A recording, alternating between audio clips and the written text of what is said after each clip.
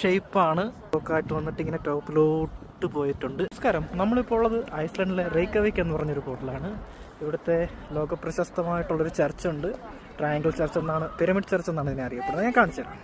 Okay, ഇപ്പോൾ നോക്കിക്കഴിഞ്ഞാൽ തന്നെ കാണാം, അതൊരു പിരമിഡ് ഷേപ്പാണ്, ഭയങ്കര വലുതാണ്. ഈ സൈഡിൽ നിന്ന് ഇങ്ങനെ ഓരോ ബ്ലോക്കായിട്ട് വന്നിട്ട് ഇങ്ങനെ ടോപ്പിലോട്ട് പോയിട്ടുണ്ട്. അങ്ങ് മേളിലോട്ട് സൂം ചെയ്ത് കാണിച്ചു തരാം. അപ്പം ചർച്ച് ഇപ്പം ക്ലോസ്ഡ് ആണ്. ഇഷ്ടംപോലെ ആൾക്കാർ ഫോട്ടോസൊക്കെ എടുക്കാൻ വേണ്ടി വരുന്നുണ്ട്. ആക്ച്വലി ഇപ്പോൾ ടൈം ഇവിടെ രാത്രി 12 മണിയാണ്.